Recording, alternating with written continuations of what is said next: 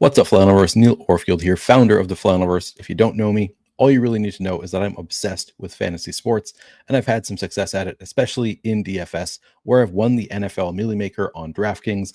And if you remove the Millie Maker, I'm still up hundreds of thousands of dollars with a dozen wins of $90,000 or more. All of my past big wins have either been hand builds or with an optimizer. And I still think you can win that way, but I also think it's playing on hard mode in 2025. So after a couple years without a six-figure win, I've decided to up my game.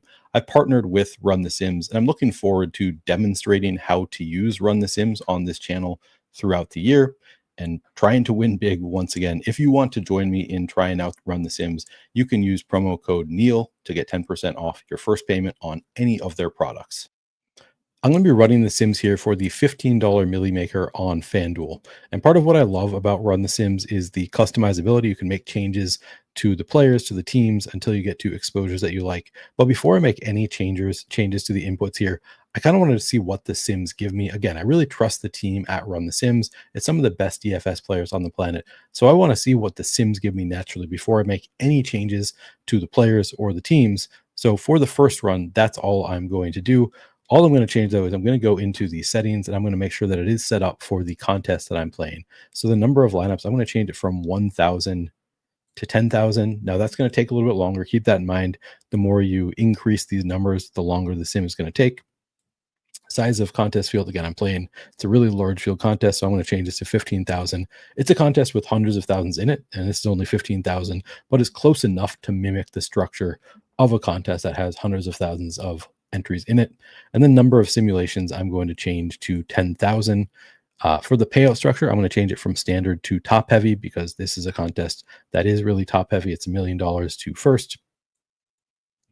For the lineups here, I'm not actually going to change anything. You could, if I were going to change anything, it would be changing the salary range to use, 58,000 to 60,000, maybe 59,000 to 60,000, kind of require that.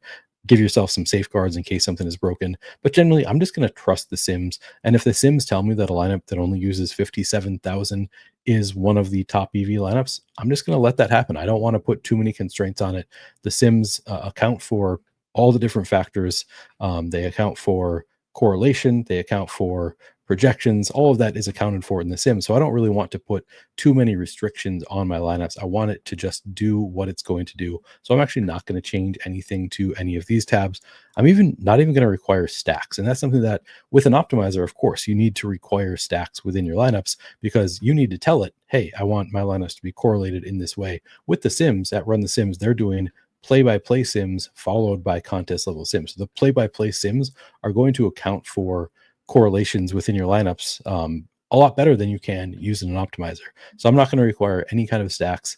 And naturally, I'm just going to get a lot of lineups that are at least single stacked, double stacked, game stacked at the appropriate rates. That's the beauty of Sims is you don't really need to tell it what to do. It's running game by game Sims and it's deciding for you how much should you be correlating your lineup. So I'm not going to put a bunch of restrictions on the Sims. One thing I will do though is click the diversify portfolio button. This comes from Shady Advice, one of the best DFS players on the planet. The thing that really sets Shady Advice apart from a lot of the other DFS pros is his diversifier. So he plays a diverse set of lineups. So he's not just playing the top 150 plus EV lineups that he gets from his simulations. He plays the highest EV portfolio of lineups rather than the highest EV individual lineups. So he's going to win more long term, not just having too many lineups that are really similar. He's going to play a bunch of lineups that are not going to cannibalize each other. And this is all black box. I don't know how it works. Nobody really knows how it works except for Shady Advice. I just know that it does work. It's really sophisticated. And I've been pleased with the results so far using the Shady Portfolio Optimizer. So I'm going to put that at 150 lineups. And that's all I'm going to do. Those are the only settings I'm going to change before this first sim run. Now I'm going to click this Sim Runner Pro button. It's going to run the Sims for me. This will take a few minutes. I'm going to cut that out of the video. But when you're using Run the Sims, keep in mind, it's going to take a few minutes for the Sims to run when you're running this number of Sims. By the way, do you like my hat? Just got the first batch of Flannelverse hats in yesterday, and I'm kind of obsessed with them, but I know I'm also biased. If you like the Flannelverse hat, all you have to do, use the Flannelverse avatar where possible, win $1,000 or more in DFS or draft games like on Underdog. Give a shout out to myself, Mathology13, or Flannelversity on Twitter. I'm at PlayerQDFS if you want to shout me out with a screenshot of your win, and then send me your mailing address while supplies last. Okay, the first sims have been run here. I've got some lineups. We can take a look at my exposures here. I do want to note that you should be, with the shady exposure tool, you should be setting it to the number of lineups that you're planning on playing. It's going to diversify your portfolio according to the number of lineups you gave it. So I did 150 here just for the demonstration. If you're only playing 20 lineups, you should set the shady exposure tool to 20. If you're playing 300 lineups, you should set your shady portfolio diversifier to 300. Just want to keep that in mind before you use the tool. You can also see on the side here, the EV of my lineups are not actually sorted by EV. If you do not use the shady portfolio optimizer, your lineups are just going to be ordered by the EV of the lineup. So the top EV lineup will be number one, and then number two, et cetera, just down in order of EV. But if you use the shady portfolio optimizer, because you don't want your lineups to be cannibalizing each other, it's going to be a bit out of order here. So you don't have too many lineups that are too similar to each other. And you can see that just looking through the lineups here. The top lineup is a Josh Allen stack with Keon Coleman. The second lineup is Kyler Murray. So a completely different lineup with Marvin Harrison and Trey McBride. Not a ton of overlap between those lineups. Third lineup is Jared Goff with Amon-Ra St. Brown and Sam Laporta. Fourth lineup, Bo Nix. Just going through it. It's a lot of different lineups. You'll see some overlap here. A lot of Jared Goff in the top 10 lineups here. We have 5 Jared Goff stacks. But if you look at those individual lineups, they're pretty different. You've got a Jared Goff here with Jameson Williams and Amon-Ra St. Brown. You've got another one with Amon-Ra St. Brown and Sam Laporta. They're all kind of different. And the ones that do have the same stacks have different secondary, tertiary pieces. So it's pretty interesting to see the different lineups you're going to get in your portfolio using the shady portfolio optimizer. Just wanted to point that out to you. But a lot of good lineups here. So again, the top lineup here, Josh Allen with Keon Coleman. That lineup does not have any Jets bringback players. It's got Jahmyr Gibbs, Tony Pollard, Zay Flowers, George Pickens, Juwan Johnson, Saquon Barkley, and the Miami defense. Not a ton of correlation in that lineup outside of just Josh Allen and Keon Coleman. For the most part, that's a lot of individual one-off pieces. But because of the ownership and the projections of those players, that shows up as one of the top EV lineups in the set. It shows up as the top overall lineup here within this portfolio set. Second lineup, we've got Kyler double stacked with Marvin Harrison and Trey McBride. Doesn't have any Carolina pieces coming back, but it has Jahmyr Gibbs, Kyron Williams, Rashid Shaheed, Calvin Ridley, Jonathan Taylor, and the Seahawks defense. Again, not a ton of correlation outside of the primary stack. And that's not something that I'm forcing here because I'm using Sims. It's doing the play-by-play simulations, so I don't need to tell it how to correlate the lineups. It's telling me exactly how much I should be correlating my lineups within the set.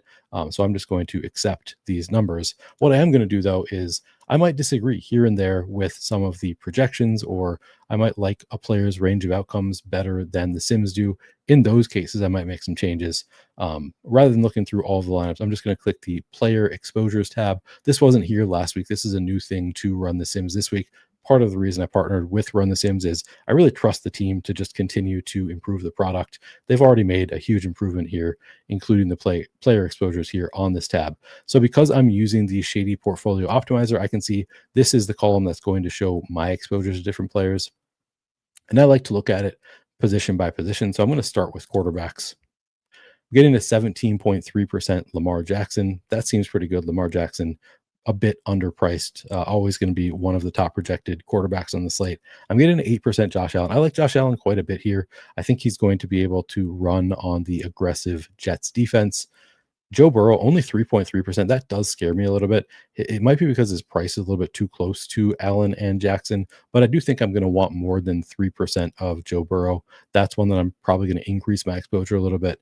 I really like Dak Prescott. He's at 9% in my portfolio. He's at 6% projected ownership. I think I'm going to maybe increase my Dak Prescott a little bit just because I like him so much. I'm already over the field, so I'm happy to see that. I might increase that a little bit more. Drake May, I only have 2% currently. I actually really like Drake May against Miami. I think they might be a pretty bad defense. So I am going to increase my Drake May exposure a little bit when I get back to the settings. Trevor Lawrence, I've only got 2%. He is 7,000, more expensive than Drake May, but he's playing the Cincinnati defense, which I don't think is any good. So I do like Trevor Lawrence a bit here. So those are some of the changes I'm going to make at quarterback to try to get to different exposures at quarterback. Now I'm actually going to move to the running back tab. So I've got 38% Jameer Gibbs, 25% Saquon Barkley, 22% Devin Achan, 27% Jonathan Taylor, only 13% Christian McCaffrey. He is more expensive on FanDuel than he is on DraftKings. Um, but 13%, I might want more than that. I think Christian McCaffrey is going to be a really big part of that San Francisco offense. I only have 5% Chase Brown. I think I want a little bit more there. I've only got 8% Travis Etienne. So you can see some of the changes kind of stand out to me that I want to make changes to. So I think the primary increases I want are Christian McCaffrey, Chase Brown, Travis Etienne. Those ones really stand out to me. Dylan Sampson a little bit cheaper at 5,500, but I don't know. With Quinshon Judkins returning, I don't know exactly how much Dylan Sampson I want. I think I do want some more Trevion Henderson. That's actually one that I'm going to make sure I get more of. He's an explosive player. They've talked about changing up the usage of the running backs in New England. He's only 5,300 facing that Miami defense. I actually really like Trevion Henderson on FanDuel, so I am going to make sure I get a little bit more of Trevion Henderson. So in general, you can see I think I like the Patriots here against that Miami defense. I think that's going to be one of the bigger things I'm focusing on in making changes. All right, I'm going to look at my wide receivers. Getting to a lot of Puka Nacua, Zay Flowers. Happy to be getting to this much CeeDee Lamb. I think I want a little bit more Jamar Chase. I'm only getting to 5%. T. Higgins, 9%. I think I'm just going to increase the whole Cincinnati passing game a little bit. Actually, maybe the whole team, because I also like Chase Brown. I'm getting a 23% George Pickens, which I like quite a bit. 11% Jackson Smith and Jigba. That's pretty good. He's more expensive on FanDuel, but I think a pretty strong play. I think I want a little bit more than 5% of BTJ. I guess he's projected for a lot of ownership. That's probably why I'm not getting that much. I think I want a little bit more there, though. Travis Hunter also. I think that Jacksonville, against Cincinnati's defense, they could be pretty good. Ricky Pearsall, only 1% at 6,200 on FanDuel. That kind of stands out to me. I think I want a little bit more Ricky Pearsall. Maybe more Josh Palmer at 5,100. With Keon Coleman probably shadowed by Sauce Gardner, I think this could be a Josh Palmer game. So I think I might want a little bit more than 3%. All right, tight end. Getting to a lot of Trey McBride, 14%, 22% Sam Laporta, 7% Harold Fannin. Generally pretty happy with my exposures here. Yeah, I don't see any changes that I'm dying to make. I'm fairly happy with the tight end exposure, so that's not going to be a big focus in this next run. Again, I'm going to run the projections or run the sims multiple times. Like I don't just run it once or twice. I run it over and over until I get to exposures that I'm happy with. So I'm going to make some changes here. I'm probably not going to make all the changes that I would ultimately want to make. I just want to make, kind of get a framework for what are the big changes that I want to see in my lineups, make a few of those changes at a time, and then I will adjust as I go. So I'm going to go back to the inputs page here and start making some of those changes. So the Chicago-Detroit game, I am going to increase Detroit in general. I really like the Detroit passing game. I think they were held down by the matchup with the Packers last week, but I think against the Bears, they could be a little bit better. So I'm just going to increase their points scored to 28. So just a point and a half. They're at 26.5. I'm moving them up to 28. I'm going to move up their pace, which is just the number of plays the offense is going to run, to 65. I think that's probably going to be enough for me to just get a little bit more of the Detroit passing game. Actually, I'm pretty intrigued by David Montgomery at 6,000 also. I'm actually going to change David Montgomery's rates. So last week it was Jahmyr Gibbs getting a lot of work. I'm not sure if that was just a game script, though. I think David Montgomery could be more involved in a better game script for the Lions. So I'm actually going to move up David Montgomery's rushing share from 38% to 46%. Then I'm going to click normalize. All right, so those are the only changes I'm making here. Buffalo, I'm already getting to some Josh Allen. I do want to get to a little bit more of Josh Palmer, just under the assumption that Keon Coleman is going to be shadow covered by Sauce Gardner. I'm going to click smart adjust again to make sure that my when I change the market share, it also changes the touchdown market share proportionally. So I'm going to click for Josh Palmer. I'm going to change his receiving market share from 15.7% just up to 17%. I'm also going to increase Josh Allen's rushing market share because I think he's going to have success against this Aaron Glenn defense. Rushing quarterbacks tend to do well against Aaron Glenn's aggressive defensive style. So I'm going to increase Josh Allen's rushing market share from 21% to 30%. I'm going to click normalize. San Francisco, New Orleans. I think I'm fairly happy with the numbers there. Christian McCaffrey. I'm actually going to increase Christian McCaffrey's rushing market share just a little bit. So I'm going to move it from 60% to 80%. When I click normalize, that number is going to come down. Comes down to 67%. Just wanted to increase that just a little bit. Ricky Pearsall at 6,200, also pretty intriguing to me. We've got him at 23% receiving market share. I'm going to change that to 25%. Jawan Jennings also, he's questionable right now. He's 5,800, sort of interesting. I don't know how much he's going to play. I'm going to change him up a little bit also. And then I'm going to click normalize. Not going to make any changes right now to the Rams or Tennessee, Seattle or Pittsburgh. I think those are all fine for now. I want to change New England a bit. So again, I like both the passing game and the rushing game for New England, specifically Trevion Henderson. So I'm going to change their points scored from 20 and a half. I want to move that all the way up to 24. And I'm going to change the pace from 59.1 to 63. Just kind of under the assumption that this Miami defense might be really bad. I want to see what the Sims are going to tell me if we make that assumption. I also want to increase Trevion Henderson's market share here. So we've already got the smart adjust button on. I'm going to change his market share from 33% of the rushing to 40%. And then I'm going to click normalize. So I'm going to just move up that rushing share a little bit for Trevion Henderson. Came back down to 37.4. I'm happy with that number.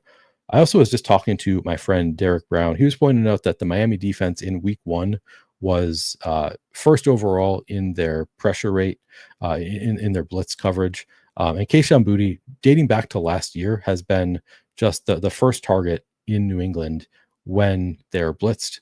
So I think Kayshon Boutte might benefit from the aggressive defense of the Dolphins again. So I'm going to move his market share up from 15.9% to 20%. And then click normalize. It's going to come down a little bit, but generally just making the assumption that he's going to be targeted more than expected. So I'll probably get a lot of Kayshon Boutte in this next run. It might be more than I want. We'll see. I'll make adjustments if I need to. Going to leave Miami as is. Although I kind of like Devin Achane and Tyreek Hill. So actually, I'm going to move them up from 23 points scored to 24. I'm going to move up their pace from 62.5 to 64 just to see. Maybe I'll get a little bit more of Miami here, maybe more game stacks. Cleveland, Baltimore, I'm just going to leave it as is for now. I do really like the Jacksonville, Cincinnati game in general. I'm only going to, I don't think I'm going to move individual players here. I'm just going to change up the entire game environment. So I'm going to move up Jacksonville from 22.8 points scored to 24, from pace 60.5 to 63. And then same thing for Cincinnati. Points scored from 26.4 to 28. Pace from 60.6 to 63. And then we'll just see if that's enough to change how much I'm getting of these players. Giants and Dallas, another game that I like quite a bit. I think I was already getting a fair amount of Dallas, so I don't actually think I need to change much here. I think I can just kind of leave it as is and see if I stick with the same amount that I'm getting to of the Dallas players. And honestly, I think that's all I'm going to do for now. I don't think I need to make changes to Denver, Indy, Carolina, Arizona, or Philadelphia, Kansas City. I think they're not big priorities for me. I think I was already pretty happy with the amount I was getting to of those players. So I'm going to leave those games as is for now. Maybe I'll have to come in and make more adjustments after the next run. But for now, I'm pretty happy with the adjustments that I've made. We'll see what the Sims give me after the adjustments that I just made. Maybe I'll have to come back and readjust some things, but I want to see what the Sims give me now after the changes I've just made. All right, I'm back after making those adjustments and running the Sims again, and I'm looking for some very specific things. First of all, I want to see how much am I getting to of the Patriots after adjusting things up for the team overall and how much I'm getting to of Kayshon Boutte after specifically increasing his market share. And I can see right away, I might have adjusted things a little bit too much. You can see the top lineup I have here now is Drake May with Kayshon Boutte and Hunter Henry. I have a Devin Achan bring back on that one. I've got Tony Pollard, CeeDee Lamb, Puka Nacua, Chase Brown as one-offs, and the Detroit Lions defense. Second lineup is also Drake May with Kayshon Boutte and Hunter Henry. Also has a Devin Achan bring back with Jahmyr Gibbs. This one has Jamar Chase, Chris Olave, CeeDee Lamb again, and the Saints defense. So I think it's a 3v3 of the first lineup, but pretty similar to the first lineup. Third lineup again is May, Boutte, and Henry. So I might have increased things too much to be getting Kayshon Boutte and Drake May in all of my first three lineups. But I'll take a look at my player exposures to see if that is the case overall, or if it just happens to be in the top lineups here. Also want to see how much I'm getting to now of Bengals players. Again, that's another team that I moved up across the board. You can see I'm getting Chase Brown in the first lineup, Jamar Chase in the second lineup, nobody in the third, but then Jamar Chase again in the fourth, T. Higgins in the sixth. So I am getting to a fair amount of the Bengals as I tried to do, but I want to see if I overdid it. So in general now, I'm going to go to the player exposure tab and see, did I overdo it? How much am I getting to of these players overall? And I don't see crazy ownership here, but maybe I need to go position by position. So I'll start with quarterback. I'm getting a 7%. Josh Allen, I increased his rushing share a little bit. 7% seems fine. Maybe I want a little bit more of Josh Allen. I'm up to 11% Joe Burrow. So that change worked. I'm also up to 17% Drake May as opposed to 2% owned. So I could take a big stand like this. I might want to bring that down a little bit. I might just be happy with it. Undecided if 17% is too much, but you can see, you know the number now. You can change things, adjust according to what you get. I'm also getting to 7% Dak Prescott. Still getting to a lot of Jared Goff. Only at 3% Trevor Lawrence. That might be one that I need to move up a little bit more to get to more of the Jaguars, but he is kind of expensive here at 7,000, kind of a middling price for a quarterback. But I do think I like him better than this. So I probably want to increase my Trevor Lawrence a little bit. Looking at the running backs, getting to 33% Jahmyr Gibbs, 29% Devin Achan, 29% Saquon Barkley, 17% Christian McCaffrey, 10% Chase Brown. So that I think came up a little bit. 13% Travis Etienne, 10% David Montgomery, which I intended to do and did get to more of David Montgomery. So, and 5% Trevion Henderson. So I increased my Trevion Henderson a little bit. Now I'm getting to more than double the field. So that is a good thing.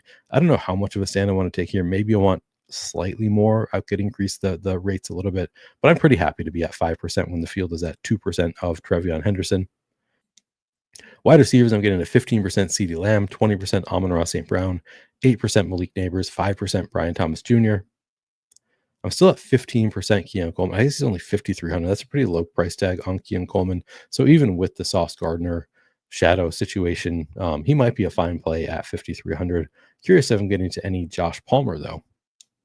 2% Josh Palmer. So I increased Josh Palmer's market share a little bit, still just 2%. He's only 200 cheaper than Keon Coleman on FanDuel. So it makes sense that I'm going to get more of Coleman after he was heavily involved in the offense last week. But I might try to increase my Josh Palmer just a little bit. Kayshon Boutte, the one I'm really curious about because I was getting to him in a lot of my top lineups. I'm getting to 18%. So he's in a lot of my top lineups, but honestly, 18% overall, not a crazy high number. I like to take some of these big stands sometimes on really low owned players who I think have the ability to absolutely dominate. So I'm not that mad about 18% Kayshon Boutte. I'd be totally fine playing that much.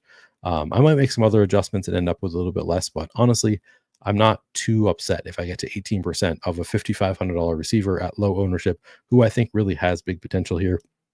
With that said, Ricky Pearsall, you can see I only have 0.7%.